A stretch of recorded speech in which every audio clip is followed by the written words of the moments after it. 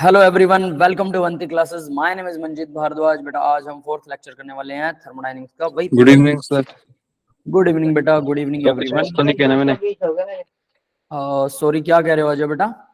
कुछ मिस तो नहीं कहना मैंने अभी। नहीं नहीं नहीं, अभी स्टार्ट हुआ है बेटा, जस्ट रिकॉर्डिंग स्टार्ट हुई है। ठीक है, चलिए स्टार्ट करते हैं भाई। PYQ वैसे ही तो आज के क्वेश्चंस कुछ कुछ आसान है, कुछ कुछ मैथमेटिकल है। जैसे ये देखिए डेफिनेशन है, बट ये आई हुई है 2002 में, है ना, PYQ के अंदर। तो बताओ भाई, heat required to raise the temperature of 1 mole of substance by 1 degree Celsius is, बताइए जरा। Question number 117। सभी मोलर स्पेसिफिक ऑप्शन बी। ठीक है चलो मान लेते हैं, लेकिन मुझे बताइए स्पेसिफिक हीट कैपेसिटी, हीट और मोलर हीट कैपेसिटी में क्या डिफरेंस है? सर स्पेसिफिक स्पेसिफिक कैपेसिटी 1 ग्राम को मोलर में मतलब सिर्फ एक मोल की है। मोलर मतलब 1 मोल के लिए है, और स्पेसिफिक सर 1 ग्राम को बढ़ाने के लिए 1 डिग्री 1 ग्राम के लिए, या सीधा 1 डिग्री सेल्सियस टेम्परेचर बढ़ाने के लिए जो हीट सप्लाइड होती है उसको स्पेसिफिक हीट बोलते हैं। सर मतलब नॉर्मल मास के लिए यूज होता है वो। मास के लिए। Is this yes sir. ठीक है, तो भाई दोनों के बीच में डिफरेंस आपको पता होना चाहिए। ठीक है, तो यानी हमारा राइट ऑप्शन कौन होना चाहिए? B. B is the right option. Clear है सभी को? Yes sir.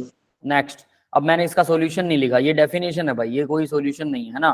तो मैं यहाँ पे सीधा मेंशन कर रहा हूँ ताकि आपको याद भी रहे कि क्या है। क्या दिक्कत है भाई, वायर छोटी पड़ रही है आज, है ना। चलिए मैं इसका आंसर यहाँ पे लिख देता हूँ, B is the right option. Clear है? नेक्स्ट, अब ये देखिए जरा, ये भी डेफिनेशन है, नथिंग स्पेशल। एनसीईआरटी क्वेश्चन लगाए किसी ने क्या? लगाए थे। हर चीज 3 बार करनी, अगर आपने कर रखे दैट्स गुड यार, कोई बात नहीं। हाँ, अगर आप साथ ही साथ केमिस्ट्री का कोई दूसरा लेसन कर रहे हो और आपको लग रहा है कि मैंने जो होमवर्क दिया वो हेक्टिक है, तब आप बेशक दूसरा लेसन कर सकते हैं और इनको छोड़ सकते हैं, ये मेरे साथ चलिए, कोई बात नहीं। लेकिन अगर आप केमिस्ट्री में सिर्फ यही कर रहे हो जो मैं करवा रहा हूं, तो इसके साथ मैंने बोला था एनसीईआरटी क्वेश्चन लगाने हैं, तो वो अगर नहीं लगाए इसका मतलब आप कम काम कर रहे हैं, भले आपने पहले लगा रखे। समझ में आ रही बेटा सबको? यस है ना। ठीक है, तो चलिए बताइए इसका answer.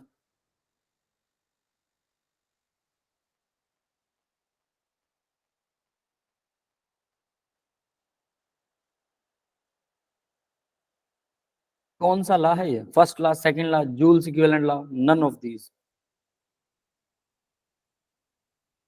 Sir Joule's equivalent law पढ़ा नहीं था पिछली बार, एक बार पढ़ा दीजिए। तीनों लो एक बार आप डिफाइन कर दो। कौन सा law? Joule's equivalent law. Joule equivalent law तो डिफाइन करेंगे, कोई बात नहीं। फर्स्ट लॉ क्या होता है, सेकंड लॉ क्या होता है, मुझे ये बताया कोई? सर फर्स्ट वाला तो वही इंथैल्पी मतलब Q प्लस U है ना, मतलब जो जिससे वर्क डन और इंटरनल एनर्जी में चेंज होता है जब हम देते हैं। तो सेकंड लॉ में सर कोई भी चीज 100% इफिशिएंट कभी नहीं होती।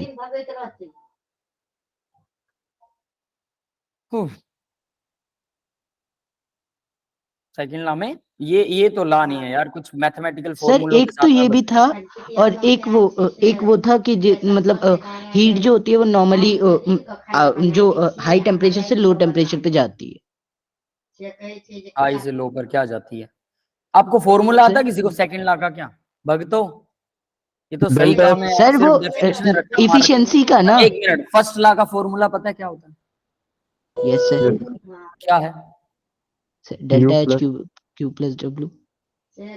डेल्टा सर मतलब Q बराबर U प्लस W, जो फिजिक्स वाला था। Q बराबर U प्लस W होता है? U equal Q plus W होता है यार? कहा सर वो फिजिक्स वाला बोल रहा हूँ। हम लोग क्या पढ़ रहे हैं? वहां सर पंगा सर होता मैंने है। उसमें W को भी माइनस कर देना शुरू प्रणव कर की दिया। कोई आवाज नहीं आ रही है भाई, प्रणव मेरे से पूछ रहा है, मेरी सर आवाज वो आ रही है? लेफ्ट हो गए हैं। वो गया, वो गया भाई जल्दी से मेरे लिए कुछ delta U is equal to Q plus W होता है। हाँ ये फर्स्ट लॉ है, Yes, तो sir. सेकंड लॉ का भी ऐसे ही एक फॉर्मूला है, समझ गए? सर सेकंड लॉ फिजिक्स में तो वो लिखा था कि यही दोनों होते हैं। तो ये कंफ्यूज हो गया। वही है ना डेल्टा। डेफिनेशन मत दो मुझे, यही प्रॉब्लम है बच्चों के साथ में, जब वो थ्योरी पढ़ लेते हैं जरूरत से ज्यादा तो सिर्फ थ्योरी ही याद रहती है और क्वेश्चन लगाते हैं ही नहीं। ये लाइव एग्जांपल है, अब आपकी क्लास में मैं साफ बता रहा हूं, ये लाइव एग्जांपल आप लोगों के लिए कि हमने क्वेश्चन नहीं करे नहीं करे नहीं करे, और पेपर में सिर्फ क्वेश्चन आते हैं, सिर्फ क्वेश्चन आते हैं और सिर्फ क्वेश्चन आते हैं। यही बोलता रहता हूं कि थ्योरी में कुछ नहीं रखा, थ्योरी पढ़िए, एक बार पढ़िए और छोड़ दीजिए, क्वेश्चन लगाइए, क्वेश्चन लगाइए। ठीक है, सर्च कर लो, इतना मौका दे रहा हूं, सेकंड लॉ का फॉर्मूला सर्च करो। पढ़ा होगा पक्का, लेकिन पता नहीं है कि कौन सा फॉर्मूला है, that is the problem.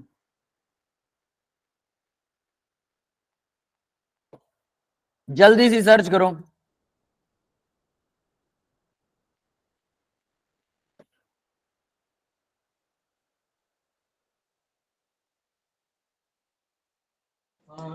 Delta S equals Q by T.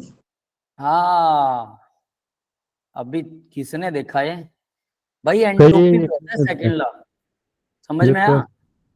S equal Q by T, और फिर डेल्टा एस के जितने भी फॉर्मूला वो सेकंड लॉ में आते हैं, क्योंकि एंट्रोपी दी थी सेकंड लॉ ने, तो सेकंड एंट्रोपी के जितने भी फॉर्मूले किए वो सब सेकंड लॉ के अंडर आएंगे। लेकिन सेकंड लॉ की बात करें तो एस जो है वो क्यू बाई टी होता है, ये है सेकंड लॉ। फर्स्ट लॉ है you equal Q plus W.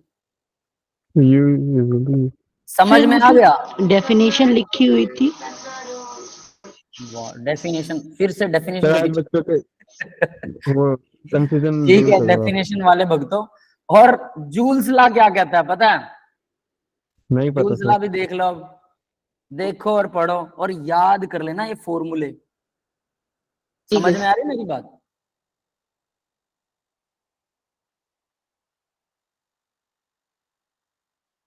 Sir ये फर्स्ट क्वेश्चन है, ये सेकंड क्वेश्चन है एकता बेटा जो आपके सामने है। फर्स्ट क्वेश्चन कुछ नहीं था। फर्स्ट क्वेश्चन क्या था भाई, कौन बताएगा? Sir molar specific heat capacity definition पूछ रखी थी बेटा, मोलर। सॉरी अजय बेटा, क्या बोल रहे हो? Joule flow. सर एक हाँ। बार आप बता दो। अरे मैं भी बताऊंगा, एक बार इनसे तो पूछ लें किसने क्या देखा है। बताओ Joule's law. Delta U is equal to CV delta T. Delta U equal P CV delta T. दोबारा से बोलो, समझ नहीं आ रहा मुझे। CV delta T. PV delta T. Sir C CV, हाँ CV delta T, CVDT, CVDT कह सकते हैं इसको, है ना? ये ऐसे बोलते हैं, yes sir. D you equal होता है सीवीडीटी, एन सीवीडीटी, ये है वो। समझ में आया? जिसको सिर्फ सर आधा, एक और भी पढ़ा था सर। लेकिन क्या ये है? ये तो एक फॉर्मूला है, यस सर। ये तो एक फॉर्मूला है। क्या ये जूल्स इक्विवेलेंट लॉ है? एक और सर- पढ़ा था, यशवीर बता रहा है, बताओ जरा। सर लेकिन वो फिजिक्स में एस.सी. वर्मा से देखा था। हाँ अब कोई बात chemistry- नहीं, फिजिक्स वाला बता दो, लेकिन वो लॉ होना चाहिए, सीधी सी बात ये है। समझ में आ रहा है? सर स्टेटमेंट याद भी नहीं है सर, बस फॉर्मूला थोड़ा याद है, लेकिन ये वाला फॉर्मूला भी नहीं। अपने को याद नहीं है। प्रॉब्लम यहाँ है, not only just statement, the formula, we don't know actually the formula also.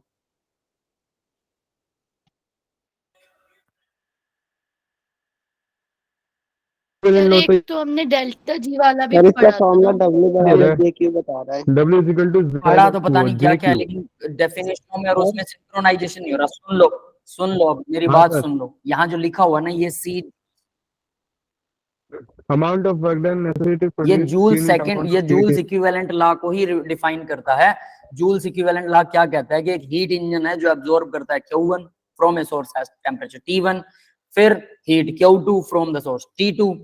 Work done found जो होगा जूल के अंदर वो Q1 और Q2 से का टोटल होगा। ये वर्क डन मतलब दोनों को जोड़ दो, ये वर्क डन है। यही इक्विवेलेंस लॉ है। इसका मतलब क्या है कि जहां से आपको हीट मिल रही है, फिर दूसरी हीट कुछ मिली, पहले 5 जूल हीट मिली, फिर 5 जूल और मिली, तो टोटल 10 जूल हीट मिली, उसी के ऊपर डिपेंड करेगा वर्क डन।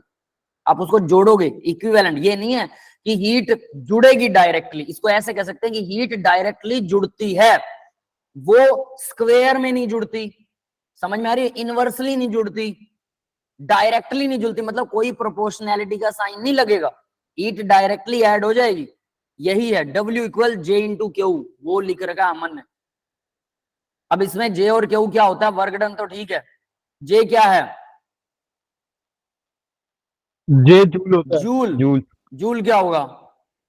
जे जूल होगा। हाँ, तो जूल। जूल में क्या होगा? एनर्जी होती है यस जो। सर। जे यहाँ पर मैकेनिकल सर इक्विवेलेंस इसकी ऑफ तो ये हीट है। डेफिनेशन आ गलत रही बता है। रहे हो, जूल में ये कांस्टेंट है, मैकेनिकल इक्विवेलेंस ऑफ हीट, और ये फिजिक्स का ही है। फिजिक्स की थर्मो एक बार सर है ये ना, दे रखी दोबारा डेफिनेशन। बता दो, कंफ्यूजन। दोबारा बताऊंगा बेटा, रुक जाओ। यस, वही वही ये सही है ये वही है चलो अब दोबारा बताता हूँ, चिंता मत करो। ये जो फॉर्मूला लिखवाया था किसी भगत ने, ये फॉर्मूला सही है, लेकिन ये इक्विवेलेंस का ला तो नहीं है। ठीक है, तो अब ध्यान से देखना। पता नहीं हम किस दुनिया में रहते हैं कि हमें जो चीज बताई जाए उसको हम सोचते भी नहीं है। तो देखो, जूल्स इक्विवेलेंस ऑफ लॉ क्या कहता है? वो कहता है वर्क डन जो होता है वो इक्वल होता है कांस्टेंट इनटू क्यू। आप जितनी हीट देंगे, तो क्या सारी की सारी हीट डायरेक्टली प्रोपोर्शनल होती है वर्क डन के? सारी हीट से काम करवा सकते हो? हीट कुछ नहीं। ना कुछ वेस्ट जरूर सर कुछ होती ना कुछ वेस्ट होगी। होती है ना। तो यानी कुछ कांस्टेंट लगेगा। हम मतलब अच्छे से अच्छा मैक्सिमम टू मैक्सिमम वो कितना होता है? 70% तक वर्क डन करवा सकते हैं, 30% हीट को रोक नहीं सकते। ऐसा कुछ भी पढ़ा होगा, है ना? फिजिक्स में पक्का पढ़ा होगा। सर समझ में आ रहा है? एफिशिएंसी वही हाँ, बोल वो रहा था efficiency, engine Carnot engine efficiency physics में पढ़ा है। सर। उसकी मैक्स यस सर, उसकी मैक्सिमम होती है कार्नोट की। हाँ, कितनी होती है वो? मतलब सबसे ज्यादा 99.9 तक पहुंच जाती है बस। 99.9 तक पहुंचती है। चलो, हो सकता है मेरे को कुछ ज्यादा याद ना हो, मुझे नहीं पता फिजिक्स का। सर 99 मतलब पॉइंट समथिंग ही थी। सही कह रहा पक्का हूँ। है? चलो ठीक है, ये हो सकता सबसे है ज्यादा हमने। पहुंच जाती है सर। मेरे को एक केमिस्ट्री का याद आता है, खैर फिजिक्स का तो मेरे को कुछ नहीं याद, सीधी सी बात है। केमिस्ट्री के अंदर बीएससी के अंदर मैं बच्चों को पढ़ाता था, एक कार्नोट साइकिल मैंने भी पढ़ा है, लेकिन वो केमिस्ट्री के हिसाब से पढ़ाया, हाइपोथेटिकल पढ़ाया। फिर उसके अंदर हमने ओरिजिनली एक न्यूमेरिकल किया था, उसमें 70% निकल रही थी। और कहते हैं जो फ्यूल सेल होते हैं ना, इनकी एफिशिएंसी मतलब 70% तक हो सकती है। पता नहीं 70 डिग्री सेल्सियस, शायद डाटा कुछ कोलैप्स हो रहा है, बहुत दिन हो गए परसेंट पढ़ाए में हुए। तो 99 सर 1 माइनस T2 वो बाय ठीक है, T1 होता है। I am not talking about that. वो ठीक है, वो ठीक है, I am not talking about that. But मैंने एक न्यूमेरिकल किया था, उसमें शायद 70% निकल रही थी किसी इंजन की एफिशिएंसी। ठीक है, वो तो कुछ भी निकल सकती है, 60 भी निकल सकती है, 50 भी निकल सकती है, वो तो न्यूमेरिकल के अकॉर्डिंग होगा ना। इंजन वाइज भी तो हाँ, तो यानी ये जो के है ना, अब मैं इस के को जे से बदल रहा हूँ, क्योंकि ये एक्चुअल में जे होता है। ठीक है, क्या होता है? Mechanical work equivalent. इसका मीनिंग क्या है? जो मैकेनिकल वर्क इक्विवेलेंट, इसको बोलते हैं mechanical work equivalent, mechanical equivalent. Heat का मैकेनिकल मतलब हीट के अकॉर्डिंग वो कितना कांस्टेंट है, ये मैकेनिकल इक्विवेलेंट हीट। क्या बोले इसको? यही बोलेंगे, है ना? Mechanical equivalent of heat. समझ में आ गया भाई? ये वो होता है। यस। क्लियर है सबको? Yes Yes, sir. यही है law of joules law, sorry joules law का इक्विवेलेंस मतलब, और यही आंसर है इसका। तो भाई जो हीट हम देते हैं वो डायरेक्टली प्रोपोर्शनल होती है वर्क डन के। कुछ हीट खराब हो जाती है तो उसके लिए लगाता है कांस्टेंट, तो वर्क डन जो होगा जे इंटू क्यू हो गया। ठीक है, क्लियर है सबको? यस अजय कह रहा आपने मेरे ऊपर प्रकाश डाला। हाँ, मैं बैटरी लेके खड़ा हूँ, आप पे प्रकाश डाल रहा हूँ, है ना? वो एक बच्चे ने कहा था कि गाय के प्रस्ताव के अंदर उसको लिखा कि गाय के ऊपर प्रकाश डालिए, तो एक बच्चे ने गाय का फोटो बनाया, फिर बैटरी बनाई और उस पर प्रकाश डाल दिया। सर, देखा है वो मीम। देखा है ना, सबने देखा है, ऐसी चीजें तो देखी होंगी। तो आज मैंने अजय पर भी प्रकाश यही डाला देखा है। अजय बोल रहा है मेरे ऊपर प्रकाश डाला, है ना? सही है। तो ये समझ में आ गया सर जूल का इक्विवेलेंट। फिर तो ये सी होना चाहिए ना। हाँ, सी राइट आंसर है यार। ठीक है, तो अब ये थी पहली बात। अब दूसरी बात, फर्स्ट लॉ क्या होता है? फर्स्ट लॉ का फॉर्मूला चाहिए मुझे। तो फर्स्ट लॉ का डेल्टा फॉर्मूला यू क्या सर है? डेल्टा एच बराबर यू प्लस डब्ल्यू, ये केमिस्ट्री वाला। U प्लस डब्ल्यू, है ना? अभी आवाज निकल रही है, देखो यशवीर की, पहले कुछ उल्टी सीधी आवाज निकल रही थी। सर वो मेरे को फिजिक्स वाला याद रहता है, मैं उसमें माइनस डब्ल्यू करने लगा हूँ अब। इसका मतलब यही है ना कि हमने केमिस्ट्री की प्रैक्टिस नहीं की है। Practice makes it on yes sir, sir thermodynamics के वक्त नहीं कर पाया था। मैं एक ही चीज बात बोलता रहता हूँ, मसल मेमोरी, मसल मेमोरी। जब लिखोगे तो हाथों में वो आ जाएगा, अपने आप फॉर्मूला लिखा जाएगा। और यही आपसे चाहता हूँ, जो कर सर रखा है वो मेरे तो भी गलत यही मत करो दोनों यार। चैप्टर बेकार थे, एक इक्विलिब्रियम और एक थर्मोडायनेमिक्स। इक्विलिब्रियम फिर मेरा तब क्लियर हो गया था जब आपने एक बार हमारी क्लास नहीं ली थी एक्स्ट्रा, जब आपने पढ़ाया था। उसके बाद मुझे इसमें कोई डाउट नहीं आता, जिस पे भी मैं काम कर लूंगा। कोई बात नहीं बेटा, अभी वो अभी भी पूरा नहीं है। इक्विलिब्रियम के पहले एनसीईआरटी कीजिए, फिर उसके बाद हम दोबारा से इक्विलिब्रियम को भी लगाएंगे दोबारा से। छोड़ने वाले नहीं है उसे, वो अच्छे वाले लेसन हैं और ठीक अच्छे है वाले सर। क्वेश्चन आते हैं उसमें से। पर आप लोग अब मेरी तरफ से जो मैं बोल रहा हूँ, एनसीईआरटी कर लो, या मुझे कह दो यार आपने मेरे हाथ बांध दिए कि सर एनसीईआरटी हम अपने आप कर लेंगे, है ना। तो फिर मैं फिर सोचता हूँ सीधा ये करवा दूं। सर करी, लेकिन उसमें ना मतलब डेल्टा एच वाले तो फॉर्मूले थे, 3 बाकी टाइम कुछ तो 3 गलत हो टाइम कर जाता है। लिया यशवीर सर बेटा, 3 टाइम एक कर ही लिया। बार किया अभी, फिर मतलब गलत आपने जो किया, पढ़ाया था तभी। तब गया। 3 बार करना है बस, ठीक है लिख सर। कर, लिख कर, है ना। तो वो कर लीजिए। सेकंड लॉ क्या था भाई, कौन बता रहा था second law? Sir delta S बराबर क्यू पर टी। हाँ, डेल्टा एस जो है, अरे क्या लिख दिया मैंने, डेल्टा एस जो है वो क्यू बाई टी होता है, D Q by D T होता है एक्चुअल में। और ये डेल्टा एस की जगह पे डी लगाते हैं, क्यों? अब बताया कोई, ये डी और डेल्टा में क्या डिफरेंस है? सर डी बहुत ही स्मॉल सर डी चेंज एक होता इंस्टेंट है। के लिए होता है, किसके लिए? लिटिल, लिटिल, मतलब वेरी लिटिल, हाँ लिटिल। बहुत छोटी है। इनफाइनाइटली स्मॉल, बहुत ही छोटा, डी। और डेल्टा वो तो सर सर बड़े डेल्टा होते एक हैं। एवरेज टाइम के लिए मतलब होता है बड़े से। मेजरेबल, मेजरेबल जिसे मेजर किया जा सके, बहुत छोटा। और एक ऐसा जो दिखने में ठीक हो, हमारे हिसाब से दिखने में ठीक हो। जैसे मैं आपको कहूं कि छत 10 फीट का एक स्टेप है छत पे चढ़ने के लिए, हम नहीं चढ़ सकते हैं, बहुत बड़ा हो गया। मैं आपको कहूं कि 0.0000001 सेंटीमीटर का एक स्टेप है, हाथ भी। वो सर हमारे बहुत लिए छोटा है। बहुत छोटा है, हमें दिखाई नहीं देगा। हम सीधा, जैसे स्लोप होता है हमारे लिए, तो स्लोप है, स्टेप ही नहीं है ना। फिर अगर मैं कहूं कि 7 या 6 या 8 इंच का, 8 इंच से बड़ा स्टेप नहीं होता। आपकी जो स्टेयर्स होती है ना घरों में, 8 इंच से ज्यादा बड़ा स्टेप नहीं होता। 1 फीट में 12 इंच होते हैं, तो 8 इंच का एक स्टेप होता है मैक्सिमम। और जो हॉस्पिटल्स में आप देखते हैं, बड़ी बिल्डिंग्स में देखते हैं, वहां 6 इंच का भी होता है। 6 इंच, 6 इंच का अगर स्टेप होगा तो आपके गोडे नहीं दुखेंगे, आपके गोडों पर ज्यादा जोर नहीं पड़ेगा, और बुजुर्ग आदमी भी आराम से चढ़ जाएगा स्टेयर पर। तो अगर घरों में पौड़ियां बनवानी हो तो 6 या 7 इंच की बनवाइए, 8 की मत बनवाइए। लेकिन अगर जगह कंजेस्टेड हो, थोड़ा हो जगह, तो फिर हम 8 इंच की पौड़ी बनवाते हैं, ताकि जल्दी नंबर ऑफ स्टेयर कम बने, लेंथ उसकी कम बने, ताकि जल्दी पौड़ी चढ़ जाए। ठीक है, ये मेजरेबल है सारे के सारे हमारे लिए। जो बड़ा है हमारी औकात से बाहर है, जो छोटा है वो भी हमारे लेवल से बाहर है, तो मेजरेबल को बोलते हैं डेल्टा। समझ में आ गया? अब डेल्टा और यस डी के बीच में कोई डिफरेंस बताएगा कि हम कब सर डेल्टा डी यूज तो करते हैं, बहुत ही। कब डी?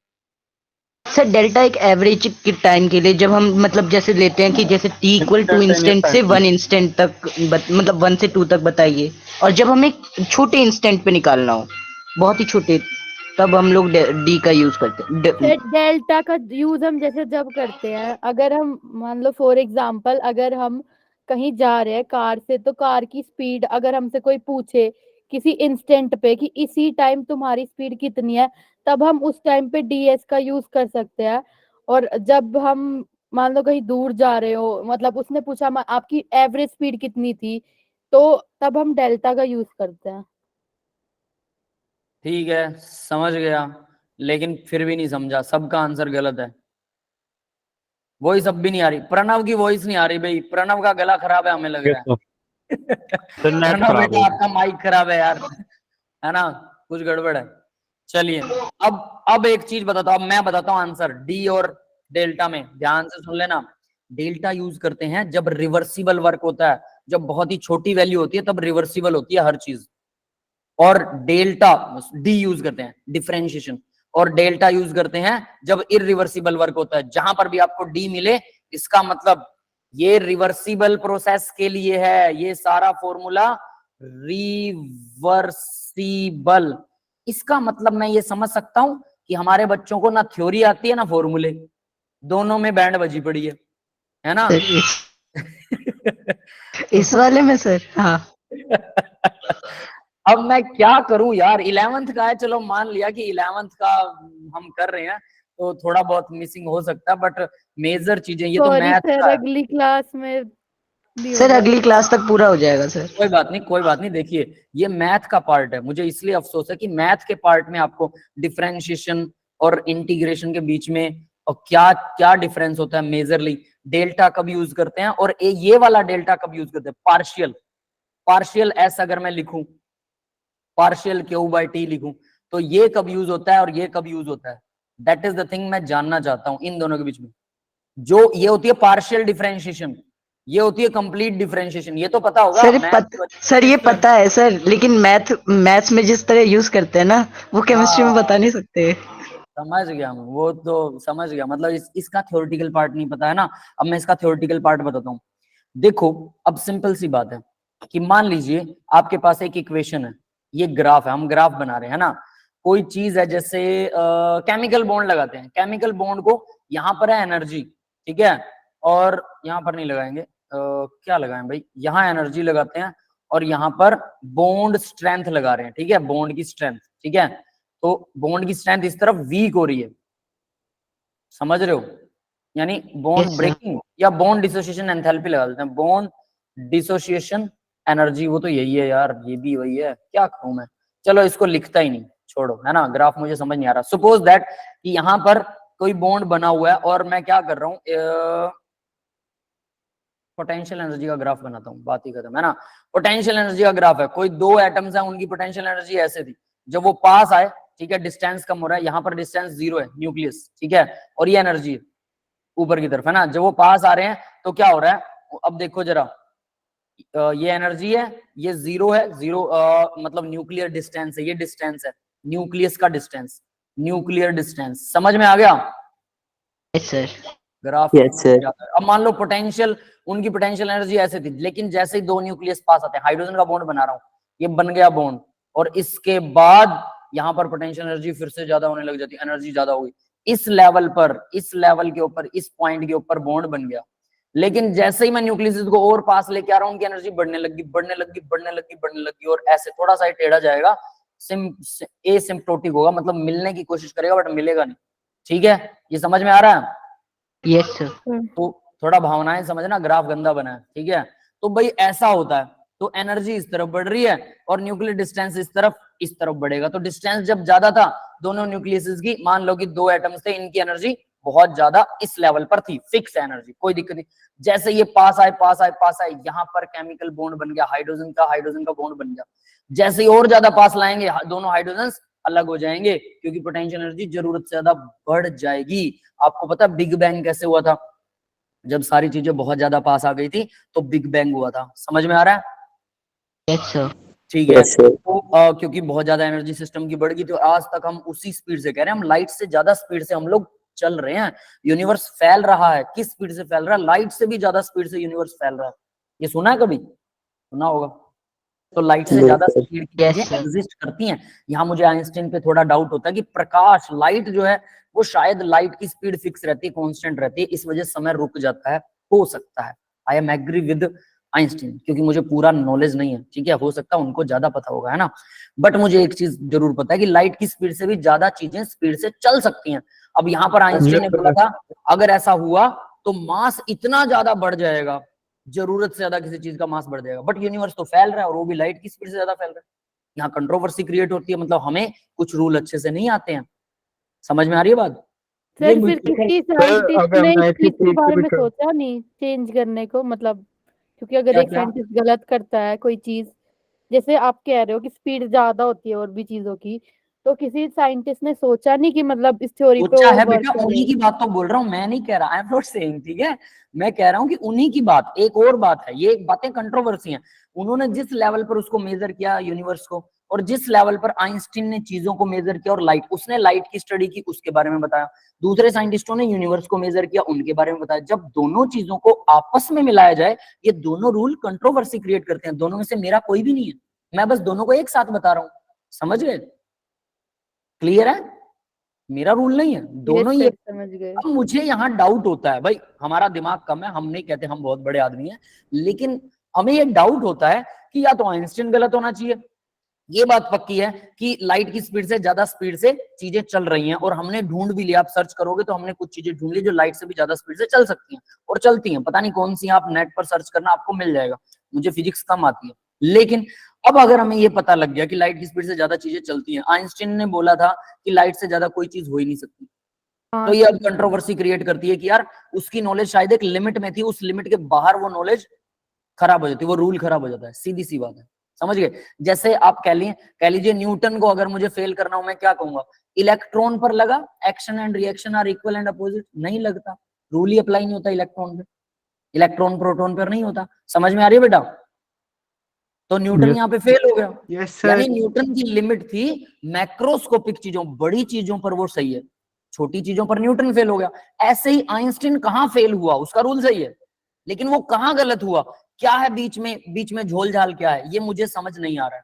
ठीक है, हो सकता है किसी फिजिशियन को, अच्छे साइंटिस्ट को इसको बेटरली पता हो। सर मैंने सुना था ये चीज मिली थी कि हर बार एक शुरुआत नहीं मिलती थी उन्हें, है ना, पता, हाँ वो कहीं ना Yes, कहीं गड़बड़ है। अब ये मेरा क्वेश्चन यहाँ समझ में आया होगा आपको। अब मैं ये कहूं कि भाई जब हम पास लेके आ रहे हैं, ठीक है, यहाँ अब मेरा ये ग्राफ बनाने का मतलब देखिए, जब हम चीजों को पास लेके आ रहे हैं तो एनर्जी डाउन हो रही है, डाउन हो रही है, डाउन हो रही है, ठीक है, उसके बाद में एनर्जी फिर से बढ़ने लग गई, ठीक है, और ऐसे चलने लग गई। अब ये क्या है भाई कि पोटेंशियल एनर्जी एक जगह पर डाउन हो रही है और फिर वापस यहाँ पर हमारा बॉन्ड बन गया। जब हम किसी चीज को बोलते हैं कि भाई अगर पास आएंगे तो बॉन्ड बनेगा, और एनर्जी डाउन होती है, सिस्टम की नीचे की तरफ आती है, ठीक है, तो और ज्यादा पास आने पर ये गड़बड़ कैसे होगी, क्योंकि अब रूल बदल गया। तो एक रूल एक लिमिट तक काम करता है, उसके बाद लिमिट हो जाती है खत्म। तो आपने जब डिफरेंशिएशन इंटीग्रेशन किया होगा, वहां लिमिट की बहुत इंपॉर्टेंस होती है, पता है? हाँ सर। है ना? तो यहाँ पर वो लिमिट अब यूज हो रही है। मान लो आपके पास डिफरेंशिएट कर रहे हो, किसी चीज को छोटा कर रहे हो। अब मैं बनाता हूं वेव, वेव सबको आती है ना बनानी, ये है वेव हमारी, ठीक है। अब ये वेव बार बार लिमिट को चेंज कर रही है, पहले ऊपर जा रही है, फिर वापस बेंड होके नीचे आ रही है, फिर से ऊपर जा रही है, एक मोमेंट ऑफ टाइम पे बार बार बदल रही है भाई। ये थी हमारी प्रॉब्लम, इसलिए डिफरेंशिएशन आया बहुत ही छोटा। जब स्ट्रेट लाइन में कोई लॉ काम नहीं करता, स्ट्रेट लाइन में कोई इक्वेशन स्ट्रेट लाइन नहीं होती, y equal mx plus c, इसको फॉलो नहीं करता, ये तो पता होगा, y equal mx plus c straight line. Yes sir पता है सर। तो कर है, तो जब ये चीजें फॉलो नहीं होती हैं तब हम डिफरेंशिएशन को इंट्रोड्यूस करते हैं, और उस डिफरेंशिएशन के अंदर हम छोटा सा डिफरेंस लेते हैं, इतना छोटा डिफरेंस कि हम कह सकते हैं कि इस डिफरेंस में ये स्ट्रेट लाइन है। समझ में आ गया? यस यस फिर से सर। डिफरेंशिएट करते हैं, फिर से डिफरेंशिएट करते हैं, फिर वो मुड़ जाती है, वो बेंड हो रही है, लेकिन लिटिल स्ट्रेट लाइन हमने बना दी, छोटी छोटी स्ट्रेट लाइन से उसको स्टडी किया जाता है, इसलिए डिफरेंशिएशन को यूज करते हैं। यानी कि अगर कोई लॉ बहुत सारी लिमिट्स को क्रॉस कर रहा है, उसमें बहुत सारी लिमिट लग रही है, तो डिफरेंशिएशन लगेगी। समझ में आ? पार्शियल डिफरेंशिएशन मतलब बेंड तो हो रहा है लेकिन बहुत ज्यादा नहीं हो रहा, इसलिए इसको पार्शियली डिफरेंशिएट करते हैं, ठीक है। कंप्लीट डिफरेंशिएशन मतलब हम कोई चीज अगर बहुत ज्यादा लाज को तोड़ रही है, वो स्ट्रेट लाइन में आ ही नहीं रही है, तो बहुत ज्यादा डिफरेंशिएशन करना पड़ता है, 2 बार 3 बार 4 बार, ताकि वो छोटा हो जाए, बहुत छोटा हो जाए, और वो स्ट्रेट लाइन के लॉ को फॉलो करे। क्योंकि हमारे पास ऐसी कोई इक्वेशन नहीं है, ऐसा कोई लॉ नहीं है जो ऐसे गोल गोल घूमते हो। आप हाइपरबोला पैराबोला ये करते हैं, हाइपरबोला पैराबोला से तो मिलकर तो बना हुआ है ये स्क्रोडिंगर वेव इक्वेशन, ये जो इक्वेशन है, लेकिन इसके लॉज सही नहीं होते, ये एप्लीकेबल नहीं होती, तो इसको बहुत ज्यादा कॉम्प्लेक्स कर लिया, इसलिए इसको डिफरेंशिएट किया। मतलब हमारे पास कोई ऐसी इक्वेशन नहीं है जो इस इक्वेशन को फॉलो कर सके, इसलिए हमने डिफरेंशिएशन बनाई, कॉम्प्लेक्स चीज बना दी। अब डिफरेंशिएशन के अंदर, अब डिफरेंशिएशन कब यूज होता है? जब कोई चीज को हम, याद रखना, अब केमिस्ट्री की बात करता हूं, जब कोई चीज रिवर्सिबल चेंज हो तो डिफरेंशिएशन को यूज किया जाता है, इरिवर्सिबल चेंज हो तो हम डेल्टा को यूज करते हैं डिफरेंशिएशन में। यानी अगर कोई भी फॉर्मूला आपको केमिस्ट्री में अगर डी की फॉर्म में मिल रहा है तो मतलब वो रिवर्सिबल है, याद रख लेना, और अगर हम डेल्टा लगा रहे हैं तो इरिवर्सिबल है। अब बात करते हैं, हम जनरली तो सारी चीजें ऐसे ही मेजर करते हैं, तो आपने ना कई क्वेश्चंस में देखा होगा डेल्टा लगाते हैं, कई क्वेश्चंस में देखा होगा उसने कहा होगा कि टेम्परेचर का जो वेरिएशन है, हीट कैपेसिटी का जो वेरिएशन है, वो टेम्परेचर इंडिपेंडेंट मानकर करिए। ये फालतू में एक लाइन लिखी होती है क्वेश्चन में, देखा कभी कि आप उसको इंडिपेंडेंट मान लीजिए, टाइम को इंडिपेंडेंट मान लीजिए, क्योंकि अगर आप वो टेम्परेचर के हिसाब से करेंगे तो एंट्रोपी जो है ना, और जो हीट है, वो टेम्परेचर बढ़ाने पर हीट कैपेसिटी में गड़बड़ आ जाती है। जैसे लोहे की हीट कैपेसिटी और पानी की हीट कैपेसिटी अलग अलग है। लोहा गर्म होगा, बहुत ज्यादा गर्म, लोहे को लिक्विड बना दिया, अब उसको टच करके देखो, वो आपकी चमड़ी को खा जाएगा। लेकिन लोहा बहुत ज्यादा गर्म है और पानी भी 100 डिग्री पर है। पानी सिर्फ 100 पर रखो, लोहे को 200 पर कर दो, लोहे को टच करके टच से बाहर निकल सकते हो। पानी को टच करके टच से बाहर नहीं निकल सकते, पानी चिपक जाएगा। समझ में आ रहा है? और वो 100 डिग्री पर आपके हाथ को ज्यादा डैमेज करेगा। क्लियर है? तो यानी टेम्परेचर बढ़ने पर हीट कैपेसिटी सब्सटेंसेस की बदल जाती है। तो वो आपको लिखेगा हीट कैपेसिटी को इंडिपेंडेंट समझिए, तो आप डेल्टा यूज कर सकते हैं। अगर हीट कैपेसिटी इंडिपेंडेंट नहीं है तो डेल्टा नहीं, डी यूज होगा। डिफरेंशिएट करना पड़ेगा, लिमिट में लाना पड़ेगा, बहुत सारे फचड़े करने पड़ेंगे, तब जाके आंसर निकलेगा। बट ऐसे आंसर उसको नहीं चाहिए होते, वो अंदाजा लगाता है ओवरऑल कि इसको इंडिपेंडेंट समझ लो, थोड़ा बहुत आंसर में डिफ्लेक्शन आएगा, कोई दिक्कत नहीं, लेकिन हमें आंसर निकाल के दो। समझ में आ गया डिफरेंस क्या है? Yes sir. तो डेल्टा कहां लगता है? प्रणव की आवाज आ रही है। तो डेल्टा कहां लगता है? जब इरिवर्सिबल चेंज होता है। और डी कहां लगता है? जब रिवर्सिबल चेंज होता है, बहुत सारी लिमिट्स चेंज हो रही होती हैं। इसीलिए लिमिट को और डिफरेंशिएशन को एक साथ लगाया गया, क्योंकि स्क्रोडिंगर वेव इक्वेशन के अंदर बार बार उसे स्ट्रेट लाइन बनाने के लिए बहुत छोटा करना पड़ा, बहुत छोटे छोटे टुकड़े करने पड़े, और इन टुकड़ों में वो इक्वेशन बिल्कुल स्ट्रेट लाइन थी। इस टुकड़े में स्ट्रेट लाइन है, स्ट्रेट लाइन को हम कवर कर सकते हैं, वरना इसको मेजर ही नहीं कर सकते। समझ में आ गया? तो हमारे पास मैथ, एक्चुअल में मैथ की ये लिमिट है और कुछ नहीं है। तो चीजें हमेशा स्ट्रेट लाइन में वेरी नहीं करती। अब ये जो ग्राफ बनाया था ना मैंने, कि पहले तो बॉन्ड क्या बन रहा है ना, और बाद में क्या हो रहा है? बॉन्ड ब्रेक डाउन हो रहा है। समझ रहे हो? पहले तो बॉन्ड बन रहा था जब एनर्जी वो पास आ रहे थे, और ज्यादा पास आ गए तो ब्रेक डाउन हो गया, रूल ही पलट गया, जज्बात पलट गए। सेम चीज कर रहे हैं, हमने अलग नहीं किया कुछ।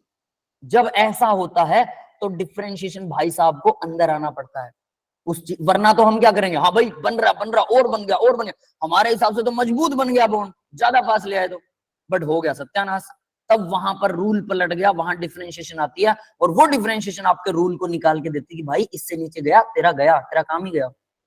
ये मैथ सिखाता है। समझ में आया मैथ का फिजिकल मीनिंग यहाँ पे? डिफरेंशिएशन। Yes sir. वरना हमारे पास बहुत सारे चीजें हैं, कंप्यूटर से भी तो मतलब डिफरेंशिएशन करके, और हम आसानी से, यानी डिफरेंशिएशन के जो घटिया फॉर्मूले हैं, अगर मैं सबको निकालना चाहूँ, मैंने एक बार ऐसी ट्राई की कि मैं डिफरेंशिएशन के सारे फॉर्मूले को बाहर निकाल दूंगा ताकि डिफरेंशिएशन की जरूरत ही ना पड़े। ठीक है? क्यों? अब किसी ने कहा कि मैथमेटिकली बहुत ज्यादा हो जाएगा ये, तो आप किसी चीज को छोटा कर रहे हैं। मैंने कहा कोई बात नहीं, मैं कंप्यूटर का, कैलकुलेटर का, इनका यूज करूंगा, बट चीजों को छोटा करके आंसर निकालूंगा। नहीं निकल सकता, वहां जज्बात पलट जाते हैं। इसलिए डिफरेंशिएशन के अलग अलग फॉर्मूले होते हैं, क्योंकि रूल पलट जाता है, क्योंकि लिमिट पलट जाती है। लिमिट में, एक लिमिट में सारे फॉर्मूला यूज होते हैं, उस लिमिट के बाहर नहीं यूज हो सकते, है ना? हम कहते हैं हम गर्म चाय पीते हैं, कितनी गर्म पीते हैं ये नहीं डिफाइन करते, क्योंकि गर्म तो फिर गर्म करते रहो, लिमिट नहीं लगाई हमने। ठीक है? तो कोई उबलती हुई चाय हमारे मुंह में डाल देगी, ले छलनी ले और मुंह में डाल, है ना, तो हम जल जाएंगे। तो ऐसा कुछ, इसलिए लिमिट की जरूरत थी, इसलिए डिफरेंशिएशन की जरूरत थी। तो भाई जनरली लिमिट का मतलब आपको थोड़ा समझ में आया होगा, डिफरेंशिएशन का मतलब समझ में आया होगा, बट यहाँ पर मेनली जो समझाने का मकसद था, अगर डी लगाओ तो रिवर्सिबल है, अगर डेल्टा लगाओ तो irreversible. Delta stand for irreversible. ये जो है ना, इसका मतलब इररिवर्सिबल प्रोसेस होती है। बस ये याद रख लेना, ये आगे काम आएगा आपको। ठीक है? थोड़ा सा एटलीस्ट तो ये भाई तीनों ला समझ में आ गए। मेरे को बहुत अफसोस हो, यस सर। सेकंड ला की फॉर्मूला नहीं याद बच्चों को। याद था सर, बस माइक नहीं चल सर रहा था। डेल्टा एस वाला याद था, मतलब लेकिन मुझे ये नहीं पता था सेकंड लॉ है वो। हाँ, तो ये गलत बात है ना, उनको सिंक्रोनाइज भी होना चाहिए ना। ठीक है? चलो कोई बात। मैंने सारे फॉर्मूले लगा के देखने वाला था। देखो ये मेरी U बात वाला सुनो, भी इसलिए लगा कह रहा हूँ था। एनसीईआरटी को दोबारा प्रूफ लिख लो भाई, सारे एनसीईआरटी को दोबारा से कर लो। ठीक है? तो इसका आंसर है सी, सीधी बात। ठीक है? यहाँ सॉल्यूशन नहीं है ठीक है। इसका। नेक्स्ट क्वेश्चन देखो भाई, अब ये भी क्वेश्चन ही है, सिर्फ सीधा फॉर्मूला ही है, ये सही कर देना यार। Minus RT ln kg। A B C कौन सा है?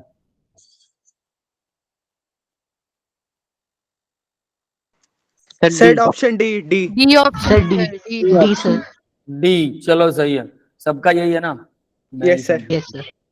ठीक है। डेल्टा जी नोट जो होता है negative RT natural log KC होता है, और KC क्या है यहाँ? इक्विलिब्रियम कांस्टेंट है। ठीक है? Yes sir. ठीक है, तो यहां मैं लिख रहा हूं D is the right option. D right है।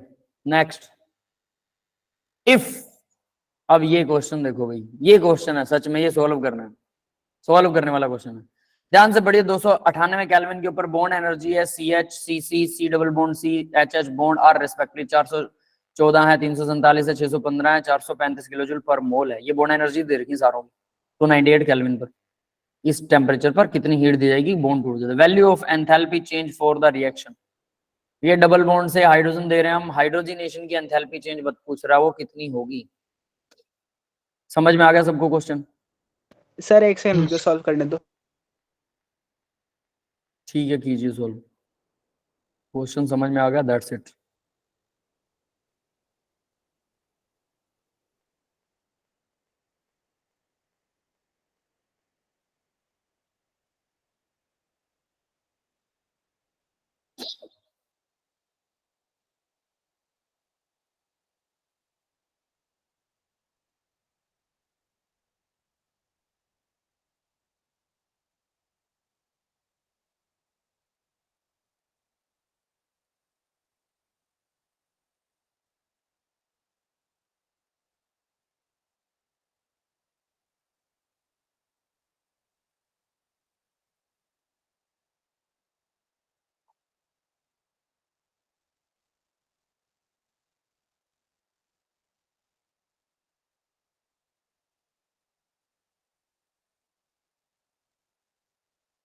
Sir option D. Option D होगा, कैसे होगा? सर इसमें जैसे कि मैंने क्या किया कि रिएक्टेंट साइड की सारी एनर्जी निकाली, मतलब उतनी एनर्जी हमने दी सबको तोड़ फोड़ के अलग करने के लिए, और सर उसके अंदर मैंने प्रोडक्ट साइड की एनर्जी निकाल ली, उसको मतलब माइनस कर दिया उसमें, तो प्रोडक्ट वाली एनर्जी 125 ज्यादा आ रही थी, तो सर मतलब 125 एनर्जी हमें मिलेगी इसलिए माइनस की। ठीक है, तो वो कैसे किया? रिएक्टेंट की कौन सी एनर्जी जोड़ी, कौन सी घटाई, ये बताओ। सर ये जैसे यहाँ पे जो दे रखा है उसमें एक हाइड्रोजन हाइड्रोजन का बॉन्ड है तो उसकी एनर्जी लगा ली, और 4 carbon hydrogen hydrogen hydrogen. Bond की एनर्जी कितनी दे रखी है? ये 1 2 3 4th नंबर पे दे रखा है, 435 है। Yes sir. ठीक है, तो चलो मैंने ये 435 लिख दिया हाइड्रोजन हाइड्रोजन की। फिर उसके बाद सर 4 कार्बन हाइड्रोजन के बॉन्ड है तो उसको एनर्जी को 4 से मल्टीप्लाई करके लिख दिया। 4 कार्बन और हाइड्रोजन के बॉन्ड है, 2 यहाँ पर है 2 यहाँ पर है, ठीक है, मल्टीप्लाई में 4 कर दिया। फिर नहीं सर, कार्बन हाइड्रोजन की एंथैल्पी को 4 से मल्टीप्लाई किया तो हाइड्रोजन हाइड्रोजन की है ना ये वाली, तो कार्बन और हाइड्रोजन को प्लस करना है साथ में। Yes sir. 414 है कार्बन और हाइड्रोजन, 4 से मल्टीप्लाई कर दिया, ये वाले 4 बॉन्ड है, ठीक है। और सर एक डबल बॉन्ड की एनर्जी होगी कार्बन से, plus carbon carbon double bond की एनर्जी कितना है तीसरे नंबर पर? 615। एक ही डबल बॉन्ड है, ठीक है। और सर इन सबको ऐड किया, उसके बाद प्रोडक्ट साइड की ऐसी हाइड्रोजन का एनर्जी कुछ भी नहीं है। निकाली। हाइड्रोजन की स्टार्टिंग वाली है ना 435। अच्छा, काउंट कर लिया, ठीक है ठीक है। और एरो लगा दिया, फिर क्या किया? या माइनस लगाएं, minus product sir product minus reactant होता है ना। तो प्रोडक्ट, ये रहा प्रोडक्ट में कार्बन कार्बन का सिंगल बॉन्ड है, सिंगल बॉन्ड की कितनी है? 347 एक सिंगल बॉन्ड है कार्बन कार्बन के बीच में, और 6 कार्बन और हाइड्रोजन के बॉन्ड है, तो 414 मल्टीप्लाई में 6 और प्लस में 300, और ये हो जाएगा टोटल माइनस में ये टर्म, ऐसा कुछ। हाँ भाई, यही है क्या? Yes sir. Sir reactant minus product होगा ना, क्योंकि रिएक्टेंट में हमने एनर्जी दी और प्रोडक्ट में हमें एनर्जी मिली। रिएक्टेंट माइनस प्रोडक्ट, अब ये क्या बोला है भाई, बताओ। प्रोडक्ट माइनस रिएक्टेंट हमेशा सर करते हैं, जैसे ये reactant हमारे minus पास product कर रहा है। हमारे क्यों? पास रिएक्टेंट है तो हमने एनर्जी दी और सारे बॉन्ड टूट गए, उसके बाद सर जब बॉन्ड बनेंगे तो हमें एनर्जी मिलेगी ना। हाँ, यस सर, फॉर्मेशन पे लग रहा है मैंने शायद से पूछे था। ये टर्म उठा के यहाँ माइनस में आएगी, ये रिएक्टेंट आएंगे। भाई क्वेश्चन सबको समझ में आया? सर ये तो आ गया, लेकिन वो आखिरी वाला स्टेप बता दो, रिएक्टेंट माइनस आया प्रोडक्ट। क्या? प्रॉब्लम सर, इज वो दैट, हाइड्रोजन वाले का दिखाना एक मिनट पीछे। देखो देखो सुनो, याद नहीं हाइड्रोजन हाइड्रोजन में सिंगल बॉन्ड है, ठीक है, तो एच का सिंगल बॉन्ड है, तो इसकी एनर्जी उसने दे रखी है, कितना है ये? 4th नंबर पर है ना, तो इसकी 435। एनर्जी 435 है, तो हम इसकी एनर्जी की जगह 435 लिखेंगे। सबसे पहले तो ये हिसाब पता होना चाहिए। फिर इसमें देखो CH2 कार्बन और हाइड्रोजन के 2 बॉन्ड है, यहाँ भी 2 बॉन्ड है, तो टोटल 4 बॉन्ड है, तो CH बॉन्ड की एनर्जी को 4 से मल्टीप्लाई करेंगे, तो यानी कि 414 को 4 से मल्टीप्लाई करेंगे, क्योंकि हमारे पास ऐसे 4 बॉन्ड है। फिर कार्बन कार्बन के बीच में डबल बॉन्ड भी है, तो प्लस में हाइड्रोजन हाइड्रोजन वाला बॉन्ड आ जाएगा, प्लस में कार्बन कार्बन डबल बॉन्ड, तो डबल बॉन्ड की एनर्जी उसने कितना तीसरे नंबर पर दे रखी है, तीसरे नंबर 615 ये तो आपकी एनर्जी आ गई रिएक्टेंट की।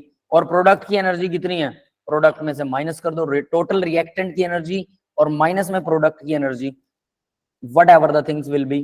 तो यहाँ क्या आ जाएगा 298 केल्विन पर बॉन्ड एनर्जीज बता रखी हैं और क्या निकालना था, वैल्यू ऑफ एंथैल्पी फिर चेंज, यही आ रही है -125।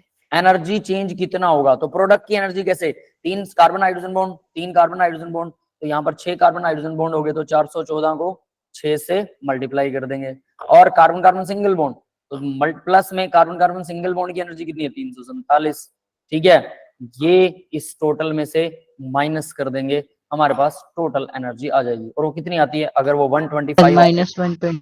ठीक है, तो दैट्स इट। समझ में आ गया बेटा ये कैसे आया, यस सर। ठीक है।